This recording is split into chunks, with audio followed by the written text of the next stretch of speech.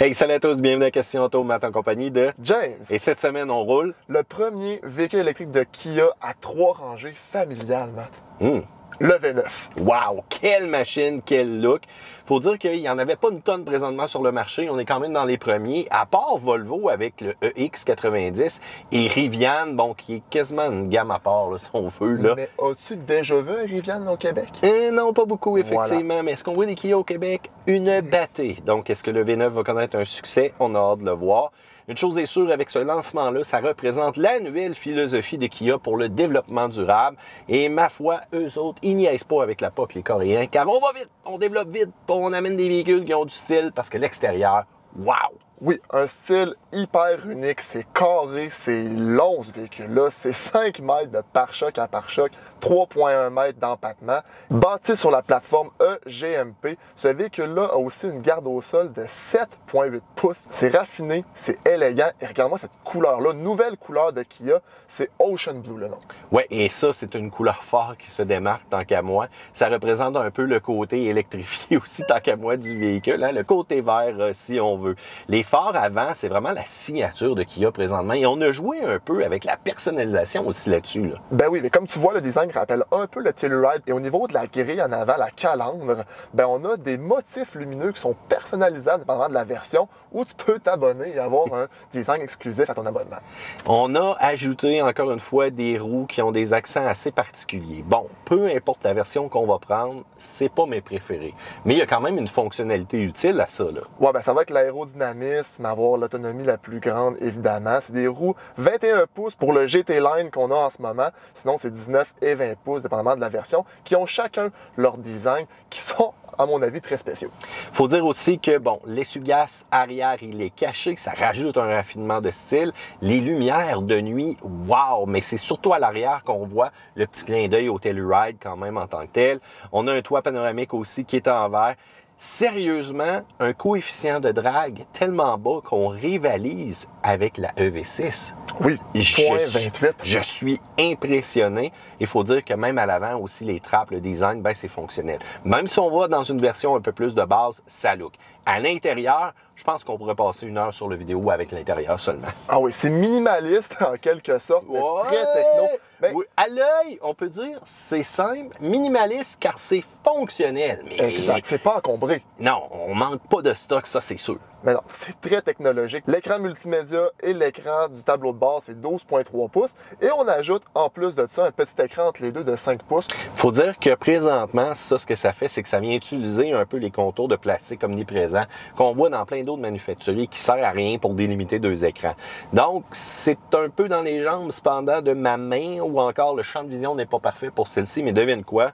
Petit mouvement de tête, puis voilà, un clic, puis il y a bien. aussi un plus que tu peux avoir sur l'autre écran, oui. l'affichage. Donc, ça permet vraiment de contrôler bien la climatisation. Et ça, on aime ça. Encore une fois, ils utilisent des technologies intéressantes. Là. Une chose particulièrement intéressante qui va être la nouvelle philosophie de Kia, qui va être leur nouveau logo, évidemment, c'est tous les matériaux utilisés. C'est des matériaux soit partiellement recyclés en bioplastique et c'est des bancs en cuir synthétique qui n'utilisent pas d'agents toxiques pour la couleur des tissus. Parlons-en un peu de ces bancs-là. Bon, premièrement, confort, massage, même pour le popotin. Hein.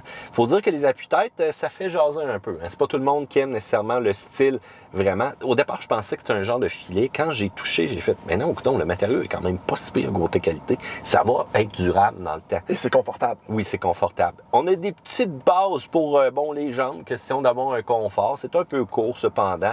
On tourne le tout en lazy boy à la pression d'un bouton.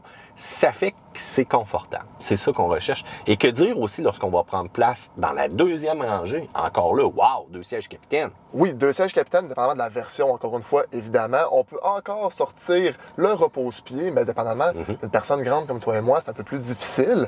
Mais bon, ça reste confortable. Et c'est quand même du luxe à l'arrière, Matt. Oui. Je comprends pas comment Kia est passé en même pas 15 ans de la petite Rio 5 qui est cheapette à ce véhicule-là, qui est le nouveau produit fort et, à mon avis, un exemple à suivre. On rentre dans l'intérieur de luxe. Espace de rangement de la console centrale avec le GT Line. On a vraiment un espace qu'on peut utiliser comme une table si on veut. À l'arrière, 3e rangée, relativement confortable. Merci au plancher plat, hein? De vraiment une belle surface. Encore là, le confort s'apparaît. Et ce qui est intéressant, c'est quand on va reculer les bancs, pas moyen d'écraser personne à l'arrière. Il y a comme un petit capteur qui va réavancer le banc tout simplement.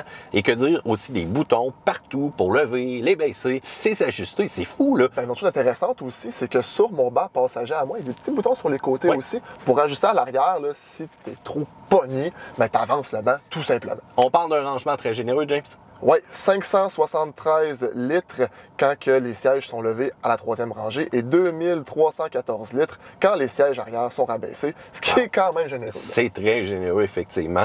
Et je vous le dis, le feeling qu'on a juste pour le sélecteur de vitesse, voire même allumer le véhicule, le côté tactile aussi, donc au niveau de la personnalisation de mes choix, on prend mon empreinte digitale et on mixe les boutons physiques, voire même les boutons vraiment avec une sensation. Là, lorsque tu démarres le véhicule, tu les vois apparaître, voire même l'écran tactile. Sérieux, est-ce qu'il y en a trop? Je pense pas, mais est-ce qu'on se démarque dans un créneau de luxe?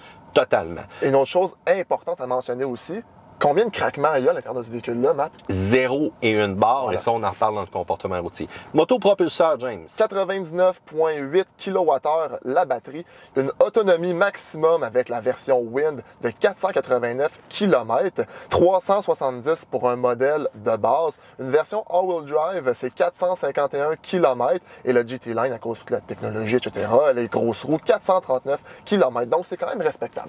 Effectivement. Nous, le modèle qu'on essaie présentement, il y a 2 moteurs pour faire la traction intégrale et on vient quand même développer une bonne puissance, là. Oui, 379 chevaux, 516 livres-pieds de couple, mais il y a une version aussi à propulsion, elle qui fait 201 chevaux ou 215 chevaux, dépendamment encore de la version, 258 livres-pieds de couple. Ça, j'aurais aimé ça l'essayer cependant. Pour justement choisir aussi les modes de conduite pour justement gérer un peu ce côté-là sportif-là, on l'a ajouté sur le volant. Encore une fois, un intérieur qui se démarque comme on dit. Capacité de remorquage, on parle de 5000 livres avec une traction intégrale, avec les freins électriques sur la remorque et 2000 livres pour une version à propulsion. Mais si jamais vous enlevez ces freins-là, devinez quoi? Vous tombez à 1000 livres ou encore 1653 pour la traction intégrale. Et là, parlons du comportement routier parce que là, waouh, j'ai été impressionné. Les accélérations sont bonnes, véhicule électrique, évidemment, 0-100 en 5 secondes, donc c'est très rapide. Mais ce qui se démarque le plus, le silence de roulement, c'est exceptionnel. Il n'y a aucun craquement nulle part. La direction ne semble pas déconnectée. Il n'y a pas aucun délai comme on peut peut-être retrouver ailleurs. Sinon, à part de ça, le freinage régénératif, enfin, on a essayé plusieurs de ce temps-ci qui n'avaient pas un vrai freinage régénératif. Lui, mais il est efficace en plus de ça. Et le confort, évidemment, c'est un véhicule 7 passagers, il y a de la place et les bancs sont confortables. Il faut dire aussi que le centre de gravité est très bas de ce véhicule-là, hein, avec le positionnement de la batterie. Et on n'a pas les mouvements de roulis, de tangage, typiquement véhicule sport utilitaire, lorsqu'on va pousser le tout. C'est sûr, cependant, que le véhicule, il se fait quand même sentir un peu lourd. Et ça, on va le remarquer. Mais lorsqu'on va passer sur des chaos, je dois avouer que je suis impressionné avec sa réaction et voir comment on est en confiance aussi derrière le volant avec ce véhicule-là. C'est sûr que du côté pneumatique, c'est gigantesque, c'est quand même assez large aussi. On va offrir une capacité au niveau du freinage qui est intéressante, mais il ne faut pas oublier qu'on a une traction intégrale qui, ma foi, avec un mode terrain, nous permet de sortir dans des sentiers pas mal plus agressif que j'aurais pensé. On a failli se faire prendre un petit peu. On s'est dit, bon, on va le faire travailler puis on va voir comment que ça va. Mais sérieusement, le véhicule est monté en haut de cette côte-là et nous a permis de redescendre en confiance. Mais c'est là que j'aurais pris quelques pouces de garde au sol de plus, cependant. Juste pour faire sûr. Juste pour faire sûr. C'est un comportement routier qui est, ma foi, selon moi, exemplaire. Mais j'aurais quand même voulu tester la version propulsion pour voir si ça change. On vous le proposera peut-être dans une prochaine vidéo. Les systèmes d'assistance à la conduite aussi, c'est très avancé, c'est très intéressant. Un peu à la Tesla, quand on voit dans le tableau de bord les véhicules passer à côté de nous, à droite et à gauche. Donc ça, j'aime quand même bien. Et même une version de base a beaucoup d'équipements de sécurité. Ça, gros pouce en l'air, j'adore. Faut dire que bon, notre trajet nous a pas nécessairement demandé de recharger, mais sur les papiers, c'est quand même un véhicule qui peut se recharger très, très rapidement. On parle de 10 à 80% en 24 minutes sur une borne rapide parce qu'on utilise une technologie qui est très avancée, qui est capable de prendre beaucoup d'énergie. Cependant, on fera d'autres tests plus tard au froid aussi. Là, ça, j'ai hâte de voir qu'est-ce que ça va donner de ce côté-là. Parle-moi de la consommation, James. Ben nous, ce qu'on a fait, c'est environ 173 km au moment où on filme cette vidéo-là. On a fait 27,3 kWh au 100 km. Avec le hors-route. Avec leur route, effectivement. Oui. Mais sur une plus longue distance, 1150 km, 25,7 kWh au 100 km. Parle-moi du prix maintenant en rafale. Oh là là là là, c'est au PDSF 63 159 $. Si on inclut les taxes et les subventions, c'est 60 617. Mais nous, ce qui nous intéresse, Matt, c'est les paiements. 1 200 $ par mois sur 60 mois, 6,99 % d'intérêt et 72 000 $ tout inclus. Ça, c'est quand même un prix assez élevé. Mais encore une fois, le véhicule, regarde-le, ça vaut le prix à mon avis. On est dans un créneau de luxe maintenant avec un Kia. La version pleinement équipée, c'est là qu'on a. Combien total, là? Vite, vite. Financé au complet, c'est 1132,46 par mois sur 60 mois, encore une fois, même taux d'intérêt, 97 000 avec les subventions. Ouch! Qu'est-ce qu'on aime, qu'est-ce qu'on n'aime pas?